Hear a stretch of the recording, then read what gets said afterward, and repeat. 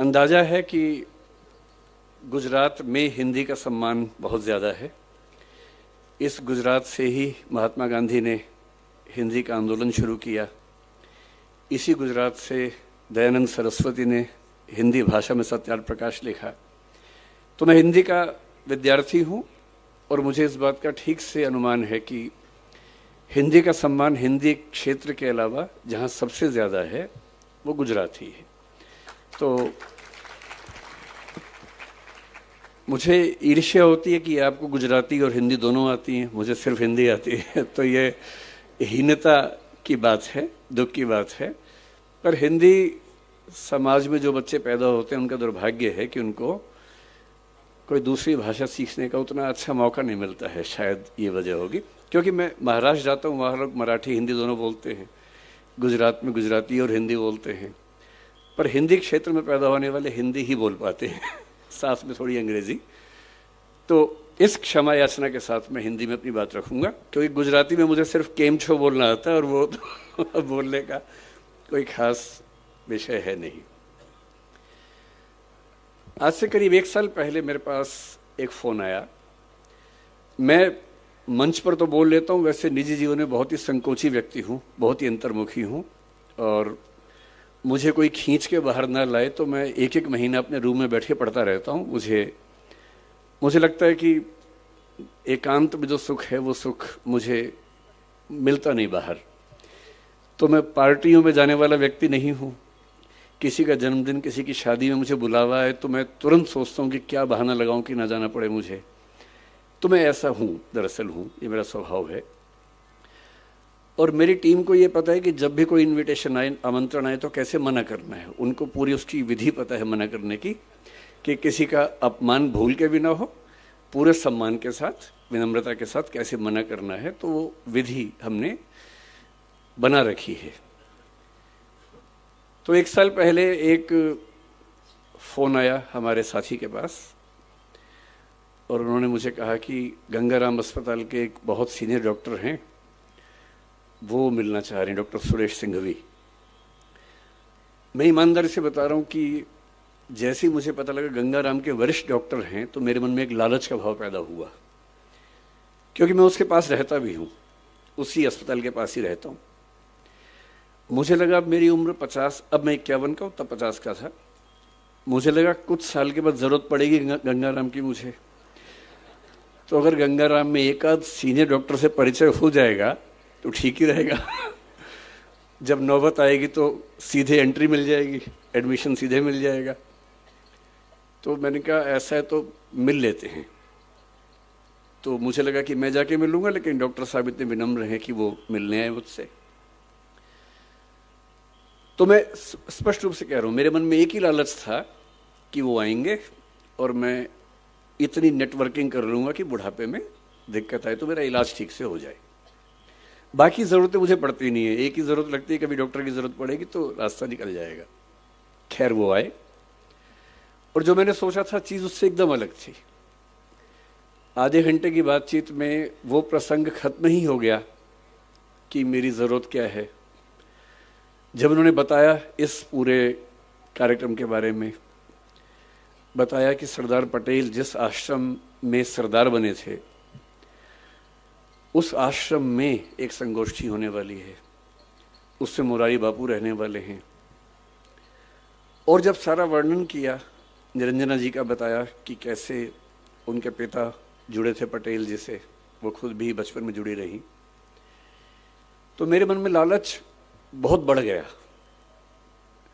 अब वो लालच खत्म हो गया डॉक्टर वाला, अब दूसरा लालच बढ़ गया, क्योंकि मुझे सबसे ज़्यादा सुख मिलता है ऐसे स्थानों पर जाकर जहाँ कोई महान व्यक्ति अपना समय गुजार के गया हो।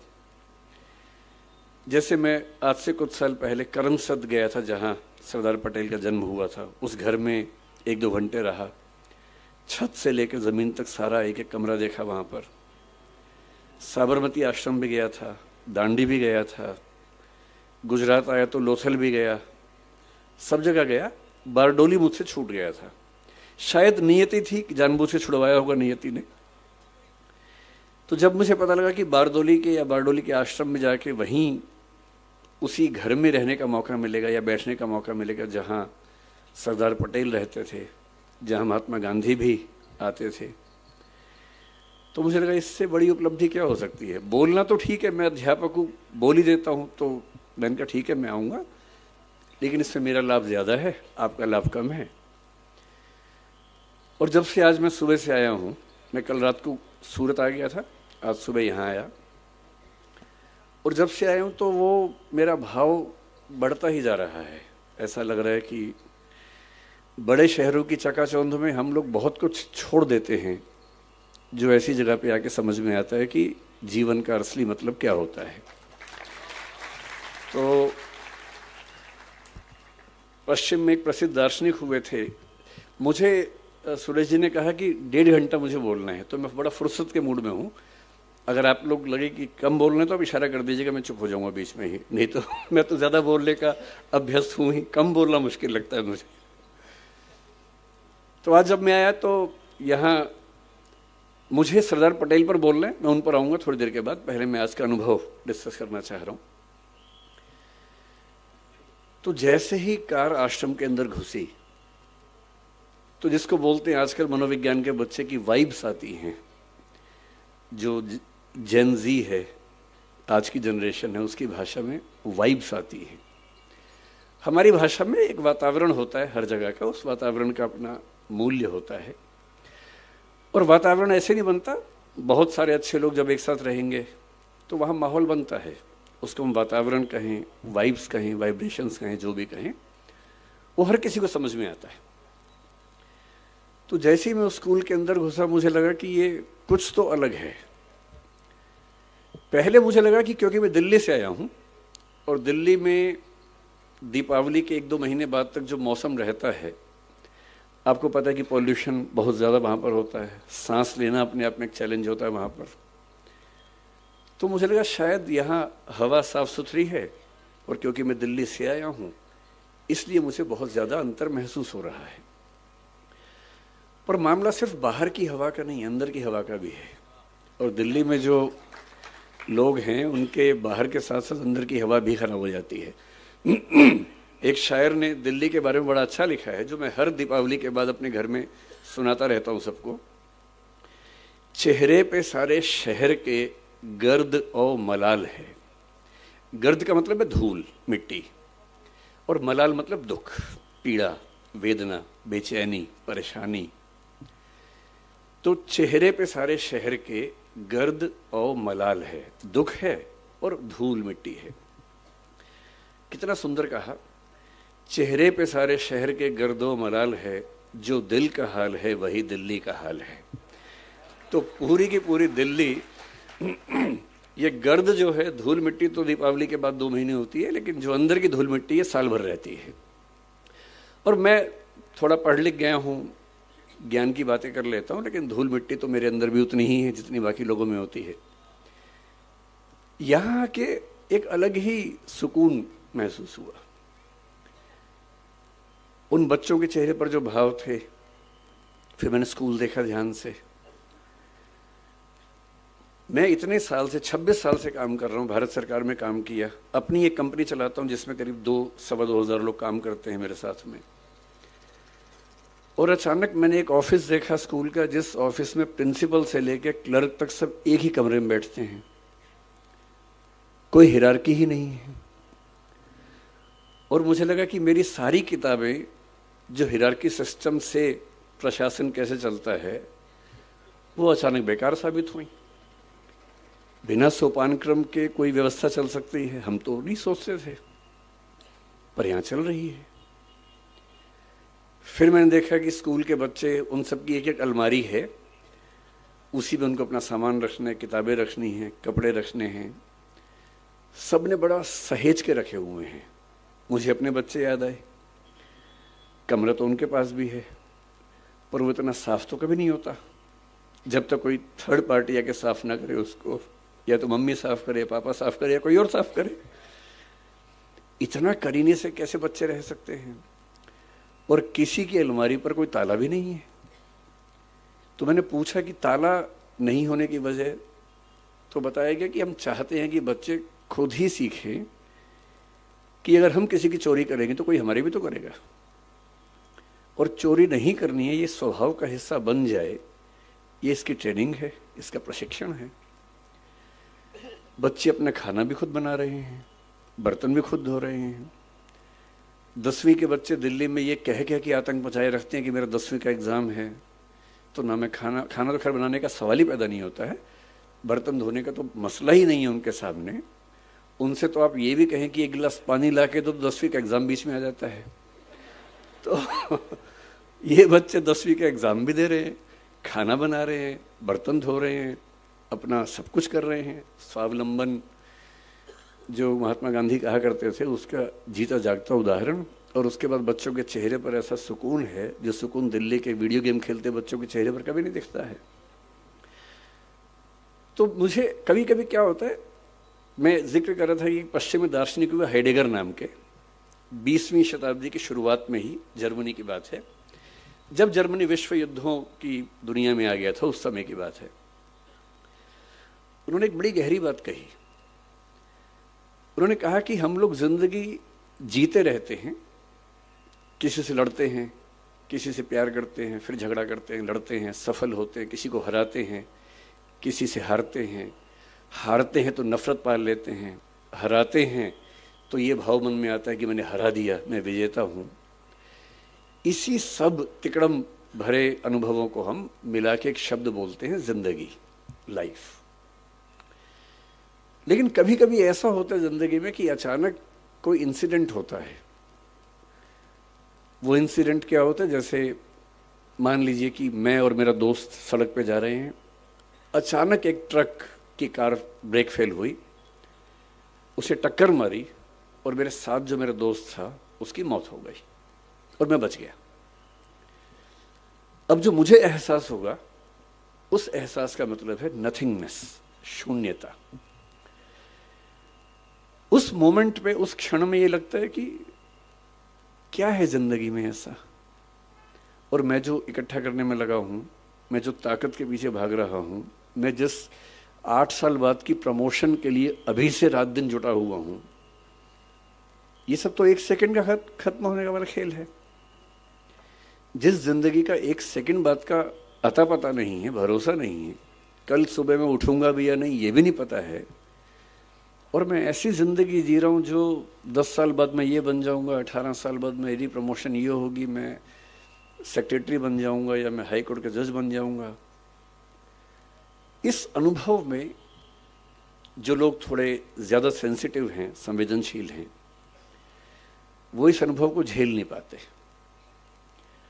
और उनके लिए इसी बिंदु पर टर्निंग पॉइंट आता है और वो जीवन का रास्ता मोड़ लेते हैं कि जब जीवन में कुछ भरोसा नहीं तो मैं इन निरर्थक चीजों के पीछे क्यों भागता रहूं, क्यों ना मैं किसी ऐसी सार्थक चीज की तलाश करूं जो अंततः मुझे सुकून देती हो।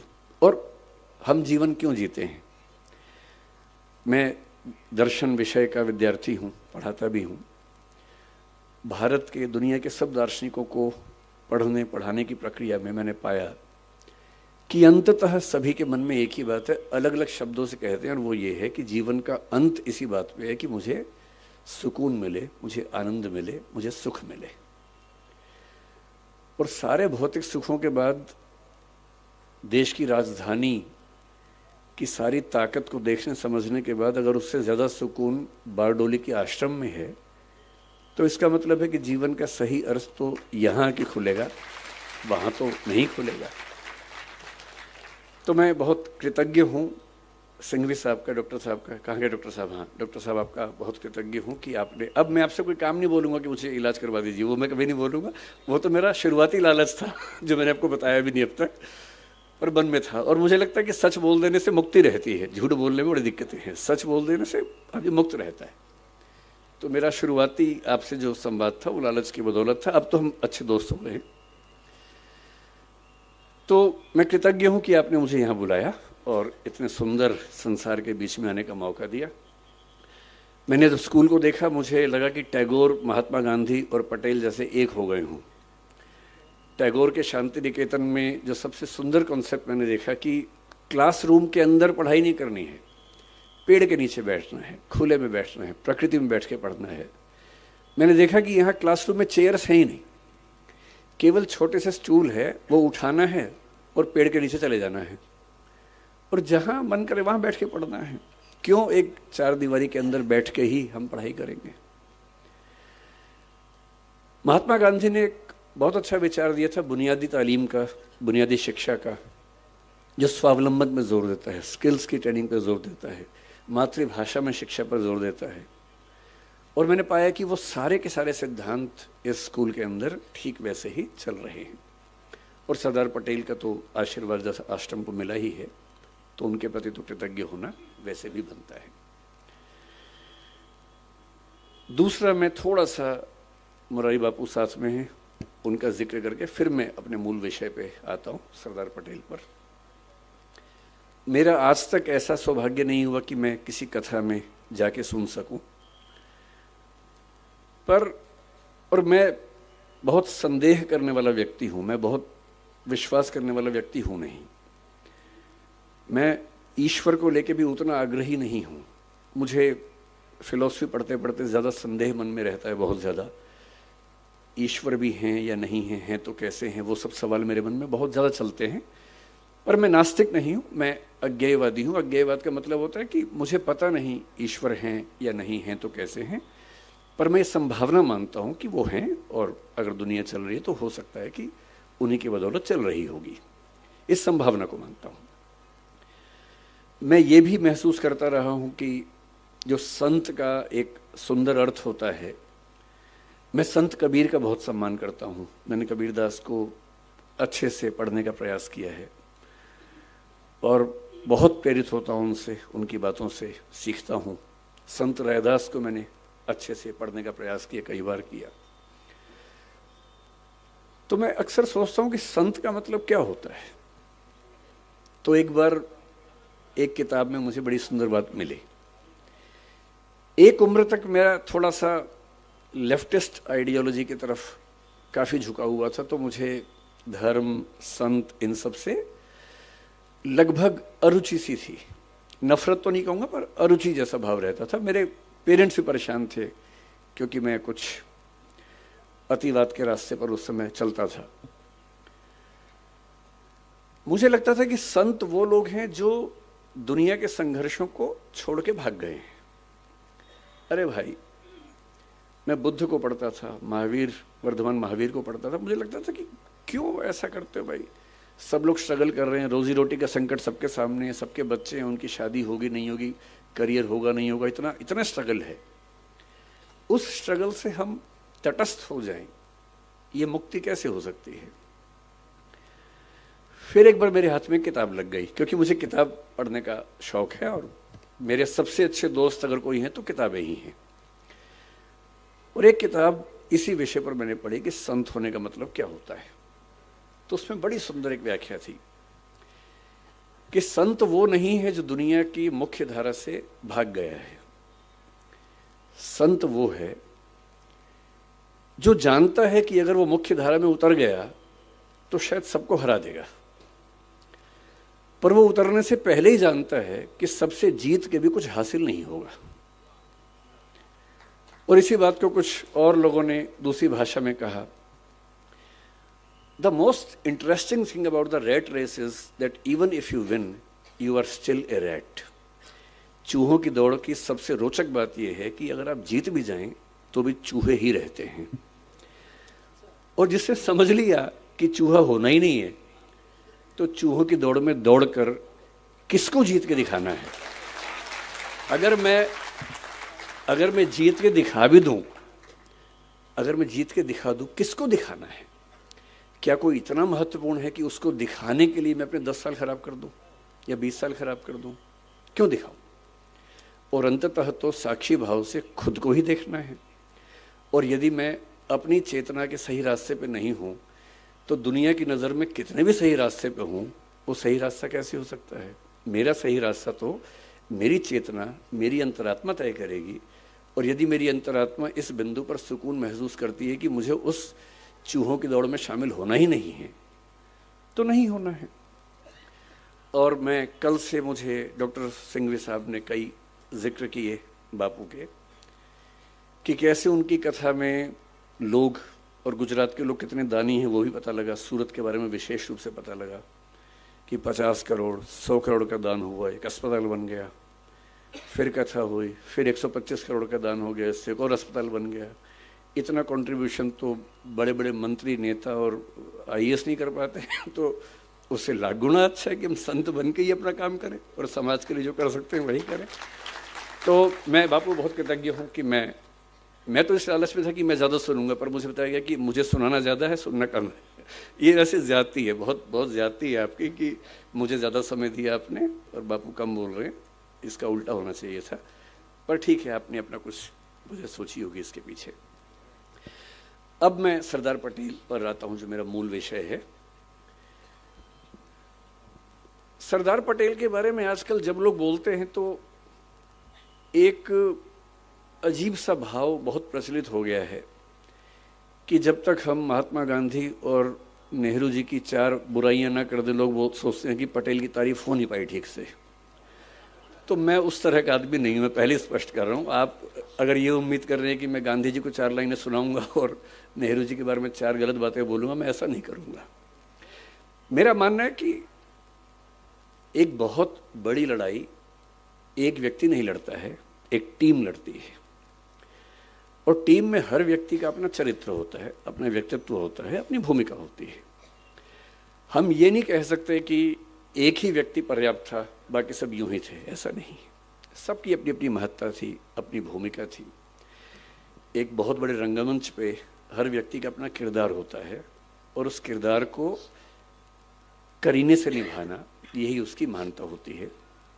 मैं ये ज़रूर मानता हूँ कि सरदार वल्लभ भाई पटेल जितने सम्मान के हकदार थे उतना हमारी पीढ़ियों ने उनको दिया नहीं। ये हमारी पीढ़ियों पर लानत की बात है, ये मैं ज़रूर मानता हूँ और ये हमें सुधारना चाहिए। क्यों सुधारना चाहिए? मैं कुछ ऐसी बुनियादी बातें आपसे कहूँगा। क्योंकि मैं यूपीएससी के लिए पढ़ाता हूँ तो इतिहास पर लंबा लेक्चर देना तो सामान्य बात है, पर आज जो ऑडियंस से मैंने पूछा पहले कौन लोग रहने वाले हैं, तो बताया कि स्कूल के बच्चे होंगे, कुछ समाज के लोग होंगे। तो मैं ये मान के आया था कि हमें बहुत आसान बातें करनी है, मुश्किल बातें नहीं करनी है। मुझसे कोई पूछे कि सरदार पटेल को आप किस रूप में देखते हैं, बल्कि आज से 4-5 साल पहले मेरी माताजी का देहांत 2018 के अंत में हुआ, नवंबर में।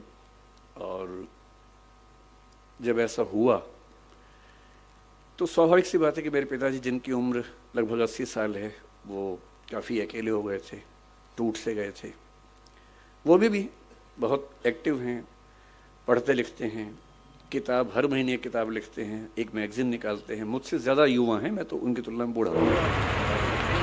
तो मैंने उनसे पूछा लिया था, मैंने कहा पिताजी आपका जन्मदिन आने वाला है, मतलब प्लानिंग कर लेंगे 3 महीने बाद की, 2 महीने बाद की। तो मैंने कहा आपका जन्मदिन आने वाला है, आप क्या चाहते हैं, कैसे मनाएं? मुझे तो लग रहा था कहीं वो ये न कहे कि मेरा मन नहीं मनाने का या कुछ ऐसा। तो उन्होंने कहा कि मुझे ना जो सरदार पटेल की प्रतिमा बनी है बाहर ले चलो। तो मेरे मन में इच्छा थी इसी बहाने उनका मन भी पहला, तो वहां गए। और वहां जो बच्चा उस समय एसडीएम था, उससे बड़ा सहयोग की आजू बल्कि आया भी, शायद मुझसे मिलेंगे, मुझे आएंगे। मेरे बड़े अच्छे दोस्त बन गए वहां उस दिन सब लोग। उस दिन में म्यूजियम देखा। करमसद तो मैं अपने पिताजी और माँ दोनों को लेके गया था, पत्नी भी गई थी, सब लोग गए थे उनका घर देखने के लिए। तो कोई मुझसे पूछता है कि सरदार पटेल को लेकर आपके मन में क्या भाव सबसे पहले आता है? मेरे मन में एक ही भाव आता है कि नेतृत्व का जो गुण किसी व्यक्ति में सबसे बेहतर हो सकता है, सबसे बेहतर हो सकता है, उसकी साक्षात मूर्ति देखनी है तो मैं सरदार पटेल को याद करूंगा। अगर मुझे किसी एक व्यक्ति का नाम बोलना हो तो सरदार पटेल का नाम बोलना चाहूँगा। क्यों बोलना चाहूँगा? उसकी वजह अलग हैं, शायद वो वजहें थोड़ी सी इतिहास में आपको अलग लगें, पर मैं आपको 2-3 वजहें बता के बात समाप्त करूँगा। और क्योंकि मुरारी बापू हैं, राम कथा वो करते हैं, तो मैं बीच में भगवान राम का जिक्र भी लाऊंगा ताकि थोड़ा सा पर्सपेक्टिव और सही तरीके से हम समझ सकें। भगवान राम के बहुत सारे रूप हैं। वाल्मीकि के रामायण में अलग रूप है, भवभूति के उत्तर रामचरित में अलग रूप है।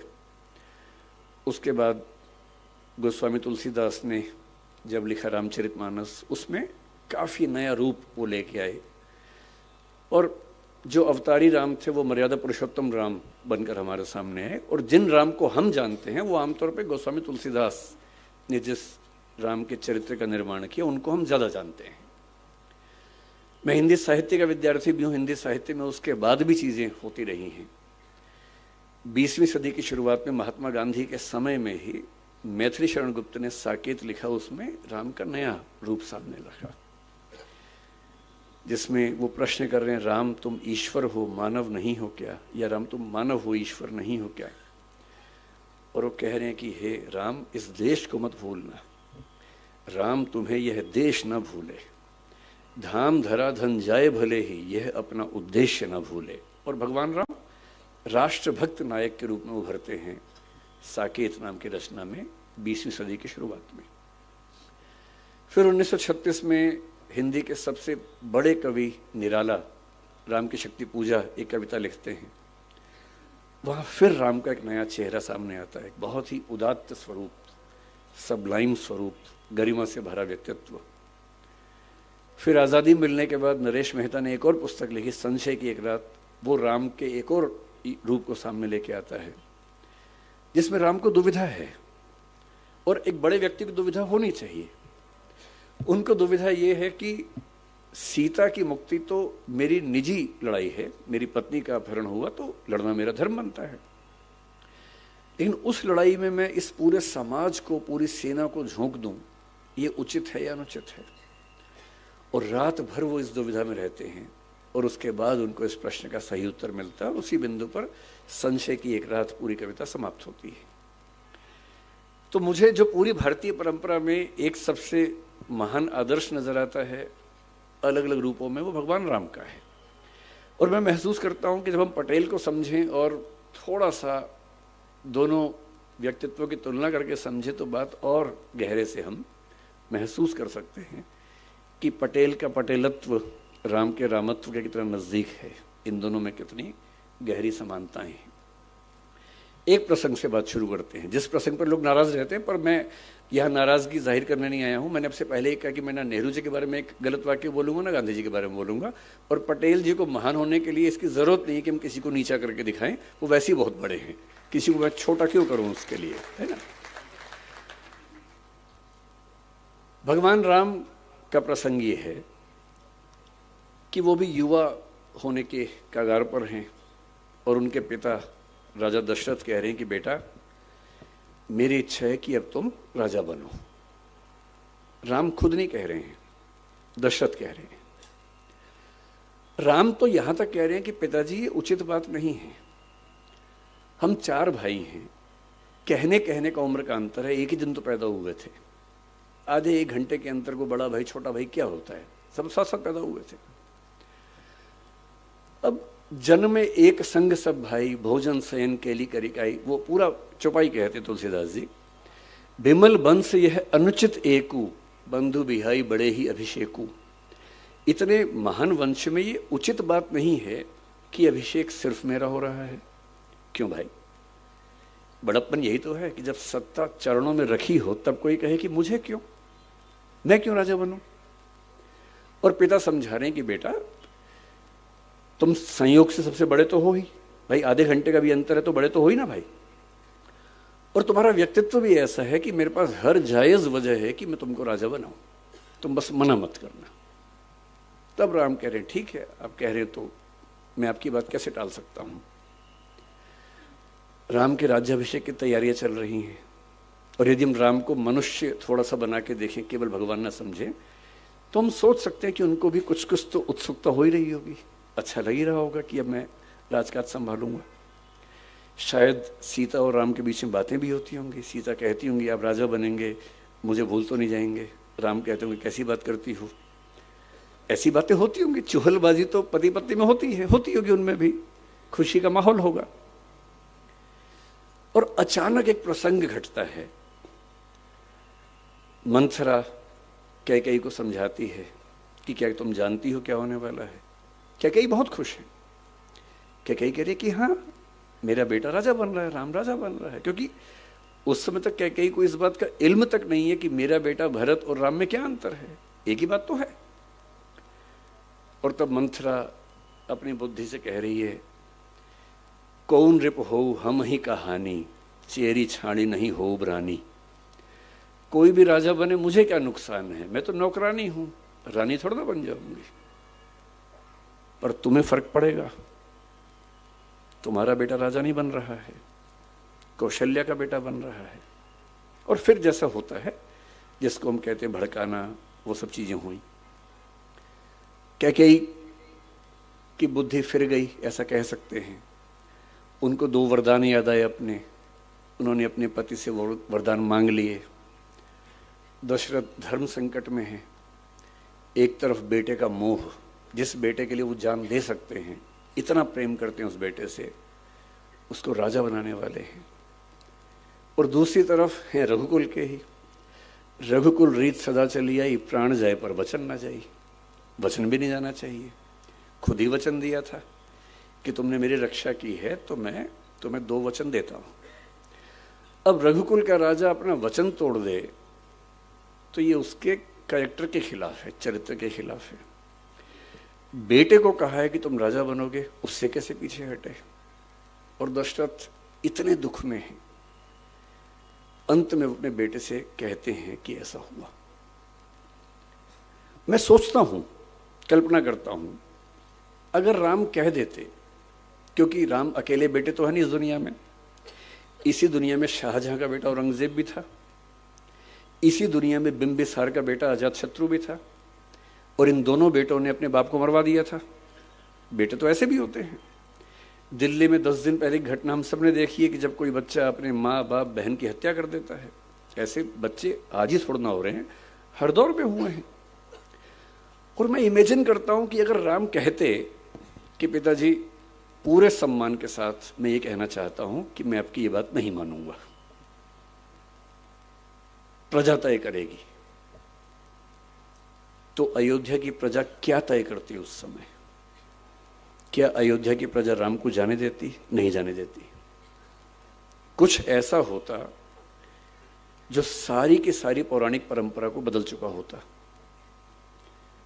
पर राम को पता था कि मेरा असली उद्देश्य क्या है, सत्ता या अपने पिता का सम्मान, अपनी वंश परंपरा का सम्मान।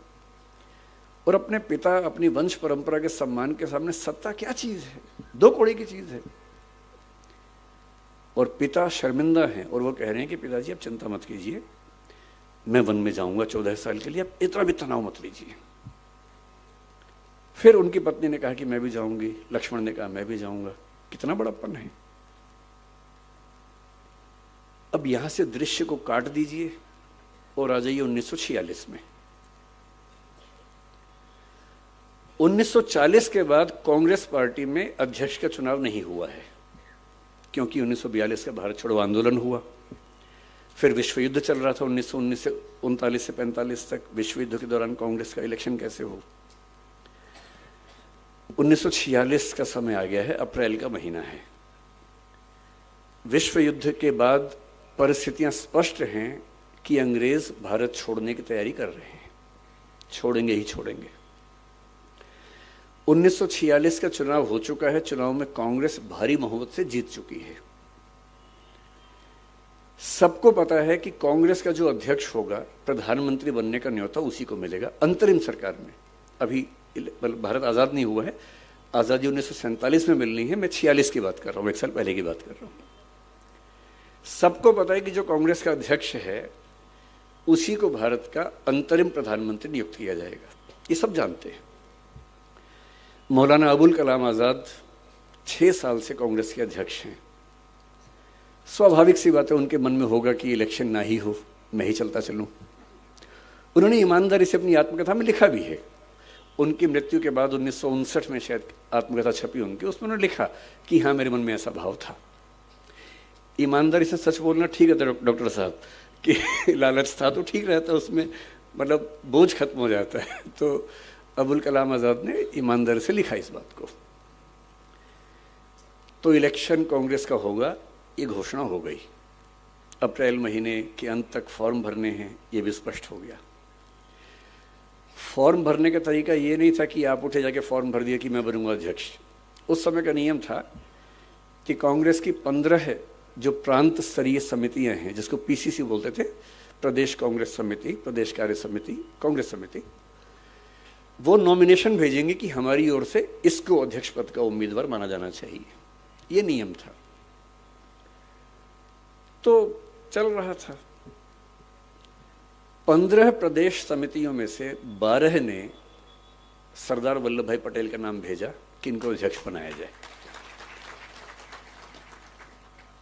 बाकी 3 ने किसी का नाम नहीं भेजा, एब्सटेन किया कि हम किसी का नाम नहीं भेजेंगे। यानी कुल मिला के एक ही नाम आया, कोई दूसरा नाम ही नहीं आया। अब मामला फंस गया। 29 अप्रैल की डेट सामने आ रही थी, दूसरा कोई नाम ही नहीं आ रहा था। फिर कहते हैं कि कुछ लोगों ने कोशिश की कि नेहरू जी का नाम भी उसमें आना चाहिए। कृपलानी जी इसमें मुख्य भूमिका में थे।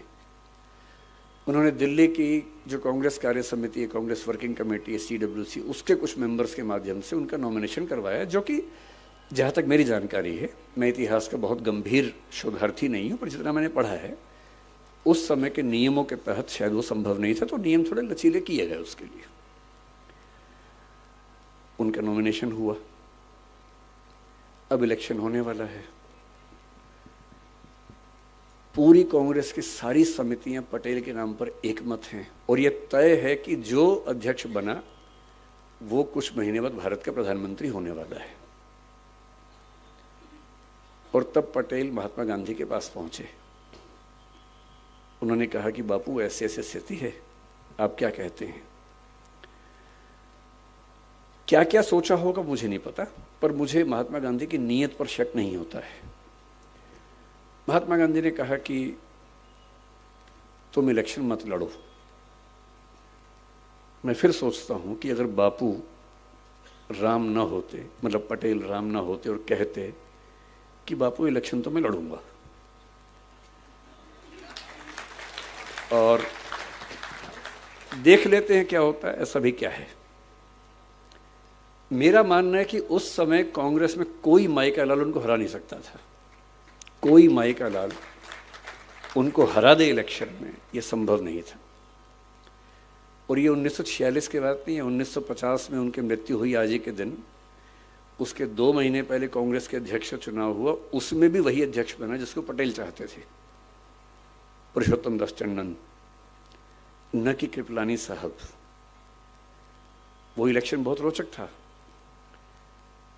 नेहरू जी प्रधानमंत्री थे, पटेल उप प्रधानमंत्री और होम मिनिस्टर थे।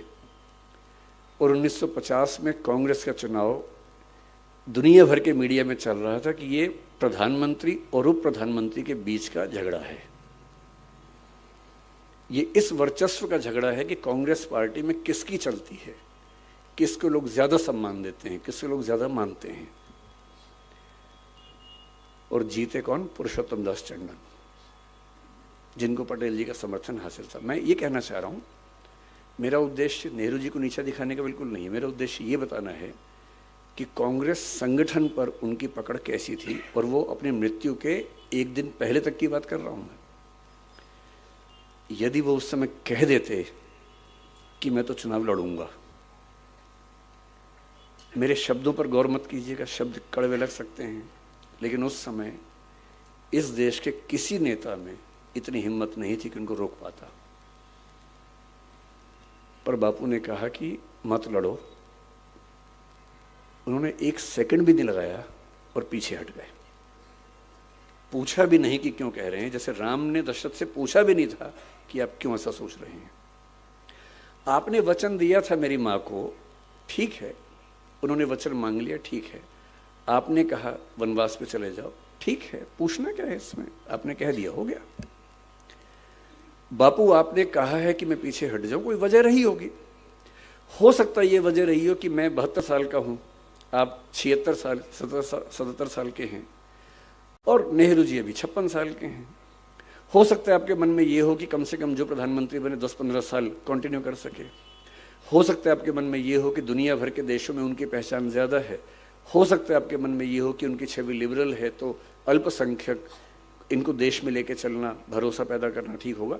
जो भी वजह रही हो, मुझे स्वीकार ना करने की जो भी वजह रही हो, पर मैं तो टीम प्लेयर हूँ, और टीम के कैप्टन ने अगर कह दिया है कि बैटिंग पे नहीं जाना है तो नहीं जाना है, सिंपल सी बात है।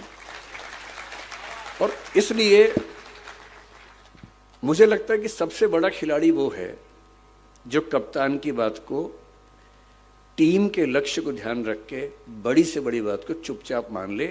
99 रन पे खेलते हुए कैप्टन अगर कह दे डिक्लेयर कर दो, तो पूछे नहीं कि 1 रन बनाने में क्या दिक्कत थी, डिक्लेयर कर दे। क्योंकि हमेशा ध्यान रखना है कि मेरे लक्ष्य से बड़ा देश का लक्ष्य है, पार्टी का लक्ष्य है। और मैं ये बात पुरजोर तरीके से कहना चाहता हूँ कि इस देश में जितना बड़ा त्याग पटेल ने किया, उतना बड़ा त्याग शायद किसी ने नहीं किया। मतलब महात्मा गांधी तो उस रेस में थे ही नहीं, वो तो उस परंपरा में आ गए थे कि चूहों की दौड़ में क्या शामिल होना है वो तो उस मूड में आ गए थे। लेकिन जो लोग मंत्री बनने की प्रक्रिया में शामिल थे, अगर मैं उनकी बात करूं, भाई जिसके सामने थाली सजा के प्रधानमंत्री का पद रखा हो, और उनको ये अच्छे से पता था कि 1946 चल रहा है, संविधान बनते बनते 3-4-5 साल लगी जाएंगे, 1951-52 में पहली बार इलेक्शंस होंगे, पहला पीएम बनेगा, और तब मेरी उम्र अगर मैं रहा तो 77 के आसपास होगी, और 77 की उम्र में प्रधानमंत्री बनूंगा, इस इरादे से कोई चलता नहीं है। कम से कम यही नियति को शायद मंजूर भी था कि वो 75 के आसपास की उम्र में 1950 में दिसंबर महीने में उनकी मृत्यु हुई। और उनकी मृत्यु के 1 साल और कुछ महीनों के बाद इस देश के पहले चुनाव हुए। और इससे भी बड़ी बात क्या है, महात्मा गांधी थे, महात्मा गांधी ने कहा कि भाई देखो मैं कह रहा हूं पीछे हट जाओ, हट गए पीछे। दशरथ ने कहा कि बेटा ऐसा संकट है, राम पीछे हट गए। राम वन में है और पता लगा कि दशरथ की मृत्यु हो गई है।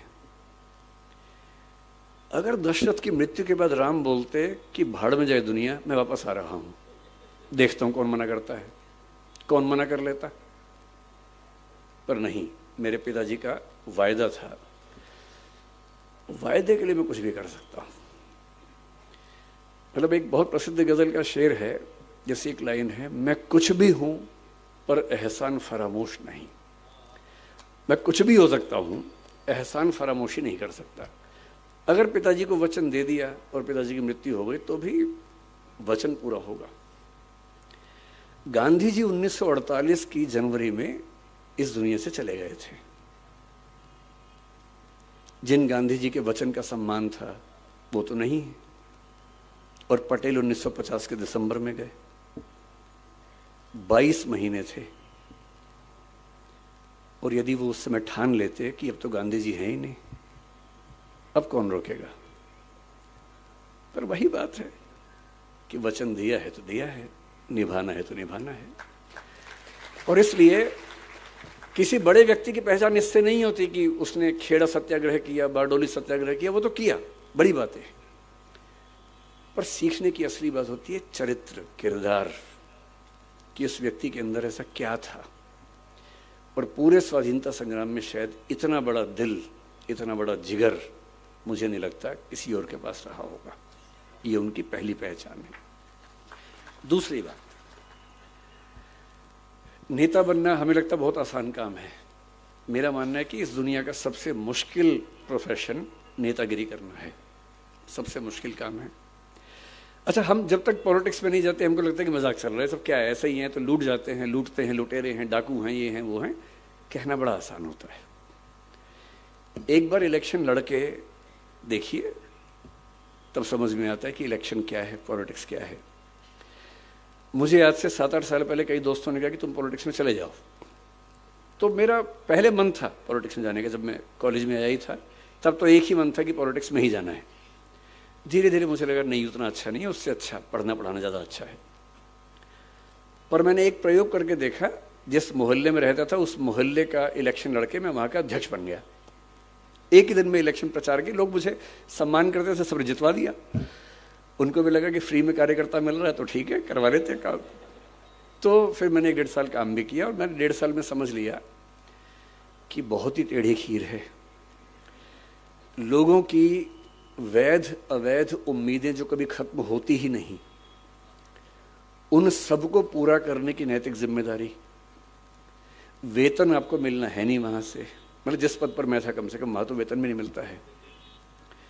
ऊपर से आप कितने भी ईमानदार हों, कीचड़ उछलना ही उछलना है। आप अपनी जेब से पैसा खर्च करके कुछ बनवा देंगे तो भी क्या कहा जाएगा, जरूर कहीं से कमीशन मिल रहा होगा। इतनी गालियां, इतनी आलोचनाएं। इसीलिए कहते हैं कि स्टील की नर्व्स हों तो ही पॉलिटिक्स में आना चाहिए। चमड़ी बहुत मोटी हो, खाल बहुत मोटी हो तो ही पॉलिटिक्स में आना चाहिए, वरना नहीं आना चाहिए। बहुत मुश्किल होता है। मैं तो कल्पना करता हूं कि अगर कभी राहुल गांधी या अरविंद केजरीवाल अखबार पढ़ लें या सोशल मीडिया पर चले जाएं और देख लें कि इंस्टाग्राम पे, यूट्यूब पे उनके बारे में क्या क्या चल रहा है, या व्हाट्सएप देख लें एक दिन, मतलब किसी बीजेपी वाले का व्हाट्सएप किसी दिन राहुल गांधी के हाथ में पड़ जाए एक दिन के लिए, और उसमें देखें कि उनको कहाँ कहाँ से क्लिप काट काट के कैसे जोकर साबित किया हुआ है, कितना सदमा होता होगा। हमें तो 4 लोग बुरा बोलते हैं, नींद नहीं आती रात को। आपको पता लगे कि 150 करोड़ की आबादी में से आधी आपके बारे में ऐसा बोल रही है तो उसके बाद कहाँ सो पाएंगे, क्या नींद आएगी आपको? बहुत मुश्किल है। इसलिए मेरे मन में तो नेताओं को लेकर अगाध श्रद्धा है, अगाध सम्मान है कि जितना ये झेलते हैं उतना दुनिया में कोई नहीं झेलता है। पूरी दुनिया जो आती है मजाक बना के चली जाती है, जिसका मन करता है वीडियो बना देता है इनके बारे में। मतलब पब्लिक प्रॉपर्टी है कि जो आएगा थूक देगा, जो आएगा एक लगा के चला जाएगा। इतना झेलना कोई मजाक थोड़ा ना होता है। इसके लिए चाहिए कि ऐसा व्यक्तित्व कि आप अपनी भावनाओं पर इतना कंट्रोल करना जानते हो कि आपको क्लियर रहे कि मुझे इन भावनाओं में बहना नहीं है, बल्कि अपना उद्देश्य ध्यान रखना है। ये सब तो लगा रहेगा। और जब आप लोक जीवन में है तो निंदाएं तो होती हैं, आलोचनाएं होती हैं, झेलनी पड़ेंगी, आदत डालनी पड़ेगी। और या फिर हम तुलसीदास जी की तरह इस बात पर सीधे आ जाएं, हानि लाभ जीवन मरण जस अपजस विधि हाथ, कि हानि होगी या लाभ होगा, जिएंगे या मरेंगे, यश होगा या अपयश होगा, ये नियति के हाथ में है, मेरे हाथ में नहीं है। तो अपयश हो रहा है तो हो रहा है, कभी यश भी हो जाएगा, ऐसा क्या है। और ये कहना बड़ा आसान है, इसको जीना बहुत मुश्किल है। कहना तो बहुत आसान है, मैंने कहा, आपने सुना, तालियां बज गई, मजा आ गया। पर जब अपयश होता है ना, तब ये याद नहीं आता है। उस समय तो दिल की धड़कनें बढ़ जाती हैं, बीपी बढ़ने लगता है, बेचैनी होती है, एंग्जाइटी होती है, नींद नहीं आती है, और पता नहीं क्या क्या होता है। राम की स्थिति सोच के देखिए। बाबू, मैं बार बार राम का जिक्र कर रहा हूं पटेल जी को समझाने के लिए।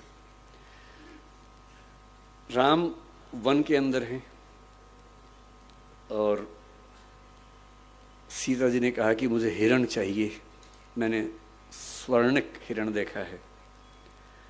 वो उस समय शायद नहीं समझ पाए कि ये एक जाल है। वो और लक्ष्मण जा रहे हैं, लक्ष्मण ने रेखा खींची है, पर जैसा कि नियति है उसमें उनका अपहरण हो जाता है, रावण आके अपहरण करता है और राम वापस आए हैं। तुलसीदास जी के यहाँ राम अपनी पत्नी से इतना प्रेम करते हैं। देखिए, ये जो भगवान राम है, भगवान कृष्ण है, ये एक जैसे नहीं है। वाल्मीकि के यहाँ इनका व्यक्तित्व अलग है, भवभूति के यहाँ अलग है, तुलसीदास जी के यहाँ अलग है, निराला के यहाँ अलग है, क्योंकि कवि अपने समय के हिसाब से अपने आराध्य के व्यक्तित्व को भी बदलता है और अच्छा बनाता है। तुलसीदास जी के राम अपनी पत्नी से इतनी मोहब्बत करते हैं, इतना प्रेम करते हैं, मतलब इतना मजबूत व्यक्ति जो पिता के कहने पर बिना एक सेकंड लगाए सत्ता छोड़ दे और उसकी आंख में आंसू तक ना आए। कोई आंसू नहीं है, कुछ नहीं है, 2 कौड़ी की चीजें छोड़ दी, उसमें ऐसा क्या है। पर वन में अकेले हैं, केवल एक भाई के साथ, ना सेना है, न हाथी है, न घोड़े हैं, न कुछ है, और पत्नी का अपहरण हो गया है। अभी राम को ये पता भी नहीं कि क्या हुआ है, वो तो देख रहे हैं कि सीता मिल नहीं रही है। इतना भावुक आपने राम को शायद न देखा हो। बांग्ला भाषा में एक रामायण है, कृतिवास रामायण, उसमें राम बहुत भावुक हैं, आंसू के साथ रोते हैं उसमें, वो कई बार रोए हैं। पर हिंदी के समाज में जो राम है उनकी छवि रोने वाली नहीं है, उसमें वो रोते नहीं हैं, मजबूत रहते हैं। लेकिन रामचरितमानस में भी एक बार उनकी आंखें भर आई हैं इस मौके पर।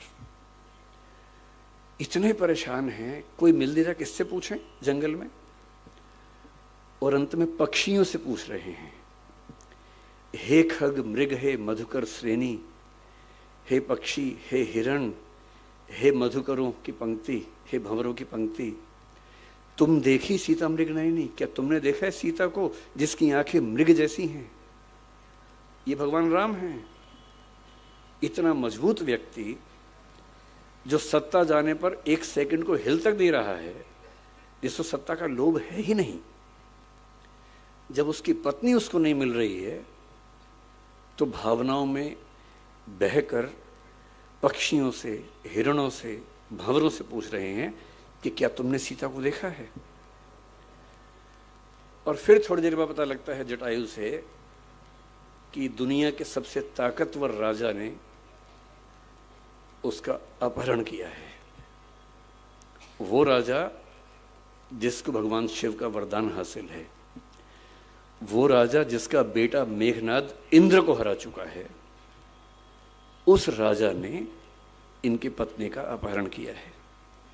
और ये जंगल में है, वनवास के नियम के तहत अयोध्या की सेना को भी नहीं बुला सकते हैं।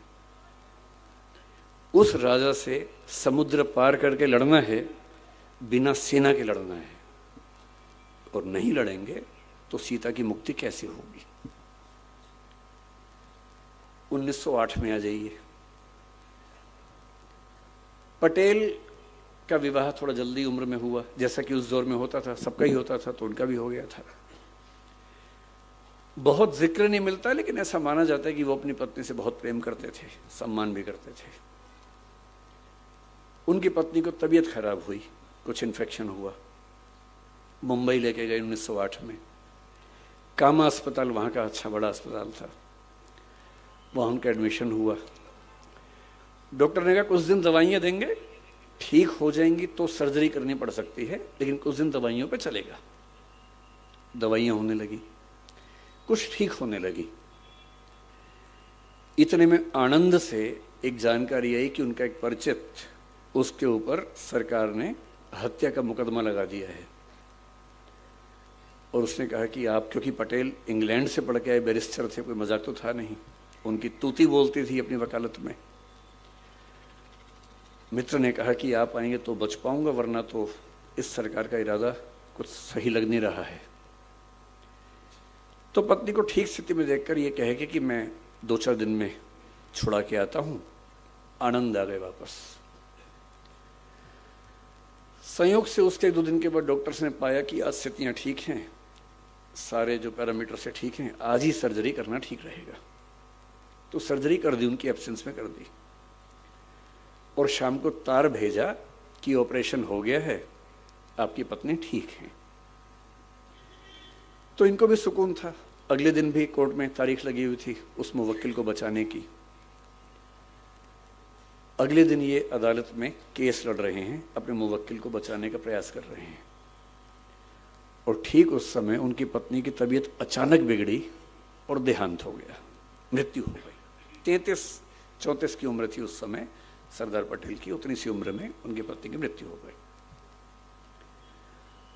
वहां से तार हुआ, तार पहुंचा, और ये अदालत में केस लड़ ही रहे हैं। और एक परिचित ने आके उनके हाथ में तार थमा दिया, और उस समय वो अपने दोस्त को बचाने के लिए दूसरे पक्ष के गवाह का क्रॉस एग्जामिनेशन कर रहे हैं। तार पढ़ा, तार में लिखा है कि आपकी पत्नी की मृत्यु हो गई है। लगभग वही स्थिति है। ऐसे में कौन काम करना चाहेगा, कोई भी ये चाहेगा कि फिलहाल मैं यहाँ से जाऊं, दुख अपना कम करूं, परिवार के साथ बैठूं, और उनके दिल में एक ही बात आ रही है कि मेरा निजी दुख तो अपनी जगह है, लेकिन अगर मैं इस बिंदु पर हट गया तो वो तो चली गई, ऐसा ना हो कि ये भी चला जाए।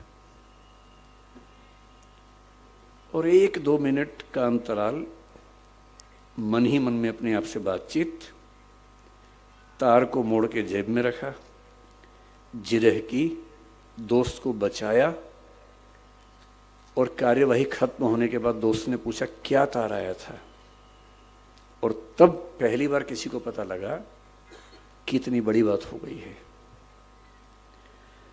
यूं मुझे लगता है कि पत्नी की मृत्यु पर इतना कोई कैसे निष्ठुर हो सकता है, लेकिन जब बड़ा उद्देश्य सामने हो तो हमें शायद ये हक भी नहीं होता कि हम निजी दुखों को किसी दूसरे के भावी संकट की तुलना में तरजीह दें, ज़्यादा महत्व दें। जिसमें अपनी भावनाओं पर इतना नियंत्रण करने की सामर्थ्य होती है, सच्चा नेता वही होता है। ये हर किसी के बस की बात नहीं है, बहुत ताकत चाहिए ऐसा होने के लिए। अब ऐसे व्यक्तित्व से जुड़ा व्यक्ति जब स्वाधीनता संग्राम में उतरेगा तो सीधी सी बात है, वो छोटे कद का तो नहीं ही होगा। जो इंग्लैंड से पढ़ के आया हो, जिसको सिगार पीना भी आता हो, और जिसको शाम के समय अंग्रेज़ों की संगत में होकर कोट पैंट पहन के सिगार पीने और अंग्रेज़ी बोलने का लहजा भी आता हो, और उसी को अगली सुबह बारडोली के किसानों के साथ आप बैठे हुए देखें, बैलगाड़ी में धोती पहने हुए, एकदम गांव के आदमी की तरह, तो आपको समझ में आता है कि एक व्यक्ति के कितने रूप, कितने चेहरे हो सकते हैं।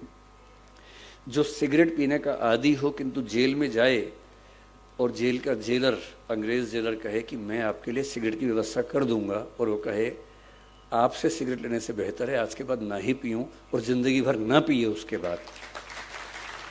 मतलब वो बड़ी बातें तो दुनिया जानती है, लेकिन जो बातें किसी के किरदार को बनाती हैं, असली बातें तो वो हैं। और 1947 में वो घड़ी आती है जो भारत के आज तक के इतिहास का सबसे मुश्किल समय है।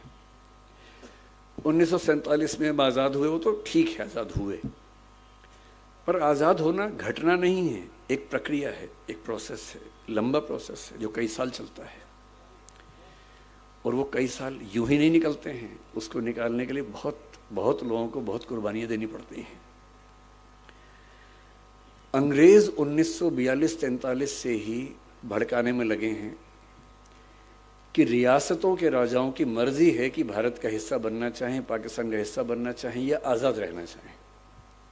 और जो भारत आज आप देख रहे हैं वो भारत ऐसा नहीं था। ये सूरत भी आज़ाद ना होता अगर पटेल ना होते तो। ये सूरत, इसी सूरत की बात कर रहा हूँ। मुझे नहीं पता कि ये जगह सूरत ज़िले में आती है नहीं, पर मैं सूरत की बात कर रहा हूँ। उस समय के भारत में अंग्रेज़ों का भारत तो एक हिस्सा था, 50 से 60% समझ लीजिए। जिसको आज हम भारत कहते हैं उसका मुश्किल से 55 से 60% हिस्सा अंग्रेज़ों के हाथ में था। 40% हिस्सा ऐसा था जो रियासतों के पास था, राजाओं के पास था। उन राजाओं को अंग्रेज़ों ने गारंटी दी हुई थी कि अगर तुम पर किसी ने हमला किया या अंदर से विद्रोह हुआ तो हम बचाएंगे तुम्हें। इसे बोलते प्रोटेक्टरेट, कि तुम हमारे प्रोटेक्टरेट हो, हम तुम्हें बचाएंगे, लेकिन राजा तुम रहोगे, सुरक्षा हम देंगे, इसके बदले हमें इतना पैसा देते रहो तो हम तुम परेशान नहीं करेंगे। और अब अंग्रेज कह रहे हैं कि हम तो छोड़ देंगे, रियासतों का रियासतें खुद जाने। फिर कुछ इलाके फ्रांस के हाथ में थे, पौंडीचेरी जिसको हम कहते हैं आजकल, माहे है, कराईकल है, यनम है, चंद्रनगर जो पश्चिम बंगाल का हिस्सा है, ये सब फ्रांस के हाथ में था। पुर्तगाल के इलाके थे, आपका पड़ोस का इलाका दमन, दीव, दादरा नगर हवेली, गोवा, ये सब पुर्तगाल के पास थे। ये कैसे मिलेंगे भारत को? और रियासतों में से कई रियासतें मन बना चुकी हैं कि हम तो भारत का हिस्सा नहीं बनेंगे भाई।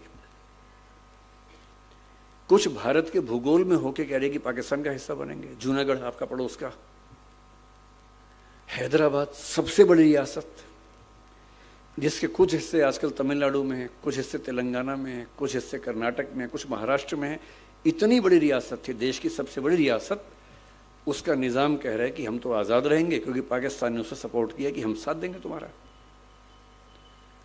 उधर कश्मीर तो बॉर्डर पे है, फिर भी एक संभावना बनती थी कि पाकिस्तान का हिस्सा बनेगा, भारत का बनेगा। पर हैदराबाद कैसे सोच सकता था? 562 के आसपास रियासतें हैं। उधर केरल में त्रावणकोर की रियासत, कोचीन की रियासत अलग अलग, वो आज़ाद होने के मूड में है क्योंकि अंग्रेज कह रहे कि तुम्हारे पास न्यूक्लियर मटेरियल है तुम्हारी ज़मीन के नीचे, हम तुम्हें सपोर्ट करेंगे। उनको परमाणु बम बनाने हैं और वो जो उसका रॉ मटेरियल चाहिए वो त्रावणकोर के नीचे दबा हुआ है। इधर उदयपुर के राजा को शौक चढ़ गया कि हम तो अलग रहेंगे। जितने राजा उतने शौक, उन सबको मनाना है। नेहरू जी और पटेल जी की तुलना मैं करने से बचता हूं, लेकिन नेहरू जी के आदर्श बड़े सुंदर हैं, पर यथार्थ की जमीन पर कैसे मैनेज करना है उस मामले में पटेल का कोई मुकाबला नहीं था, कोई मुकाबला नहीं था। और महात्मा गांधी ने खुद कहा है कि ये काम इस देश में एक ही इंसान कर सकता था और वो थे सरदार वल्लभ भाई पटेल, कोई और कर नहीं सकता था।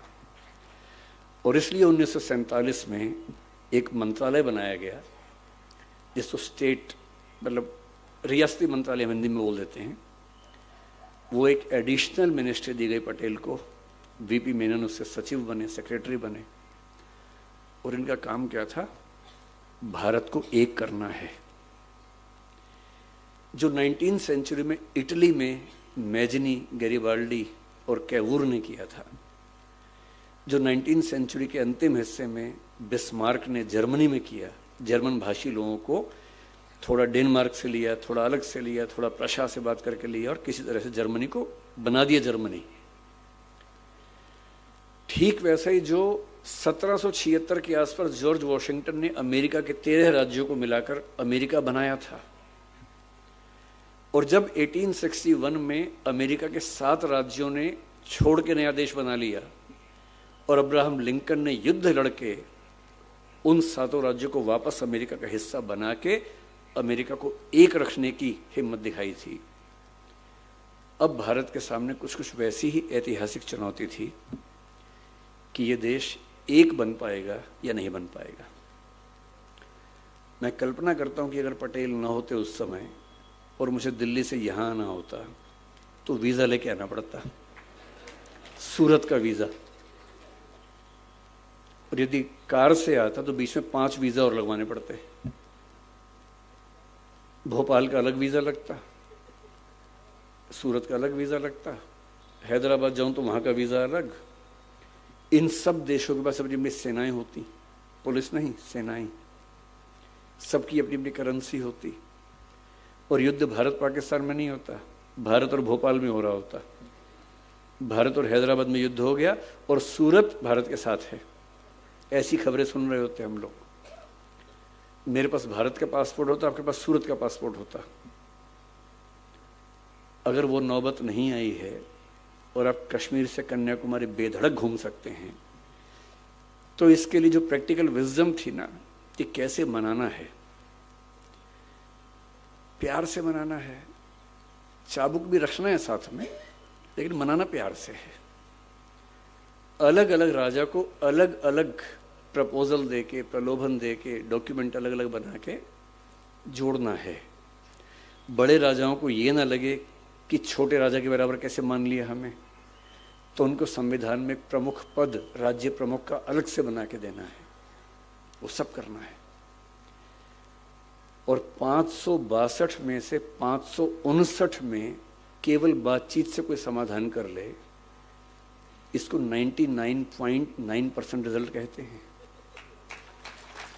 562 में 559 को बिना एक भी लाठी मारे समझा देना कि भारत का हिस्सा बन जाओ, और बाकी 3 में से 2 को पता भी ना चले क्या हुआ। जूनागढ़ और हैदराबाद आज तक परेशान हैं। हैदराबाद में क्या हुआ, 1 साल के स्टैंड स्टिल एग्रीमेंट के बाद जब पटेल समझ गए कि मामला नहीं सुलझेगा, कहते हैं कि नेहरू जी की भी सहमति लिए बिना आमतौर पर उनमें सहमति रहती थी हर मामले में। इस मामले में कहते हैं कि थोड़ी तकरार हुई, तकरारें होती थी, होनी भी चाहिए भाई। दो लोग एकदम एक से सोचेंगे तो फिर दो क्यों हैं, एक ही काफी है। दो पॉइंट ऑफ व्यू है तभी तो दो लोग हैं। दो लोग कमरे के अंदर झगड़ा करें, फिर एक बिंदु पर आए, बाहर निकल के वही काम करें। यही होता है इलेक्शन, और यही होती है मंत्रिमंडल की नीति। और सेना को घुसा दिया हैदराबाद के अंदर। 3 दिन का काम था, काम खत्म हुआ। और जब तक सिक्योरिटी काउंसिल में पहुंचे नवाब साहब, निजाम साहब, तो पटेल ने कहा नहीं नहीं, सेना नहीं गई थी, पुलिस गई थी, पुलिस एक्शन था भाई। और तब तक हैदराबाद भारत का हिस्सा हो चुका था कि जहां बातचीत से काम नहीं बनेगा वहां लाठी का इस्तेमाल भी करेंगे। लेकिन देश को एक करने का उद्देश्य छोटी मोटी नीतियों से कि हिंसा अहिंसा, ये सेकेंडरी बात है। पहली बात है कि देश एक है तो हम हैं, वरना तो सब बेमानी बातें हैं। जिस लक्षद्वीप में प्रधानमंत्री कुछ दिन पहले गए और जिसको लेके मालदीव्स बहुत परेशान हो गया, आपको आश्चर्य होगा कि वो आज भारत में क्यों है। इसकी अकेली वजह है कि सरदार पटेल को ध्यान आ गया कि पाकिस्तान की नीयत खराब हो सकती है। उस समय तो लक्षद्वीप, क्योंकि वहां ट्राइबल लोग रहते हैं, उनको न भारत पता था न पाकिस्तान पता था। बस ये था कि वो जिस लोकेशन पे है, उस लोकेशन पे अगर पाकिस्तान होता तो भारत के लिए खतरा हमेशा बन जाता। और उसके पास तर्क था कि भाई लक्षद्वीप के 90% से ऊपर लोग, बल्कि 99 के आसपास मुसलमान लोग हैं, तो हमारा होना चाहिए। सरदार पटेल ने भांप लिया कि इनके दिमाग में क्या चल रहा होगा। तुरंत नौसेना को आदेश दिया कि जाके कब्जा करो। सेना गई, तिरंगा झंडा गाड़ा और दूर देखा पाकिस्तान के जहाज आ रहे थे, पर तिरंगा देख के लौट गए। लक्षद्वीप भारत में सिर्फ इसलिए है कि सरदार पटेल को समय रहते ध्यान आ गया था और आदेश देके सेना को भेज दिया था। और जब देश आज़ाद हुआ, उनका अंतिम कंट्रीब्यूशन, क्योंकि जब मुझे आमंत्रित किया गया तो मन संचालक करण नाम आपका है ना, करण जी ने कहा कि सिविल सेवाओं में सरदार पटेल की बहुत बड़ी भूमिका है और आज एक सिविल सेवक खुद आए हैं तो उस पर बात होनी चाहिए। तो एक अंतिम जिक्र करके, मेरे ख्याल समय हो भी गया होगा ठीक ठाक, तो उसके बाद बात समाप्त करते हैं। उस समय एक सर्विस चलती थी ICS, आपके जो बड़े बूढ़े लोग हैं, माता पिता हैं, वो जानते होंगे, इंडियन सिविल सर्विस। अंग्रेज लोग चलाते थे, इंग्लैंड में एग्जाम होता था, ट्रेनिंग इंग्लैंड में, थोड़ी भारत में होती थी, कलकत्ता में फोर्ट विलियम कॉलेज में भी होती थी ट्रेनिंग, और वो लोग इस पूरे देश को चलाया करते थे। ऐसे ही एक ब्रिटिश सिविल सेवक से पटेल का पहला झगड़ा अहमदाबाद म्यूनिसिपैलिटी में संभवतः हुआ था, और उनको समझ में आ गया था कि सिविल सेवाओं को हैंडल किए बिना ये देश चल नहीं पाएगा। नेहरू जी के मन में भी स्पष्ट था कि सिविल सेवक अंग्रेजों का वेतन लेते हैं और ये भारत के नहीं है। जो अंग्रेज हैं वो तो हैं ही, जो भारत के लोग सिविल सेवक हैं वो भी भारतीय नहीं है, दिमाग से अंग्रेज लोग हैं। उनको देश से मतलब नहीं है, वो अंग्रेजों की तरफ से भारतीय स्वाधीनता संग्राम के खिलाफ खड़े हुए थे।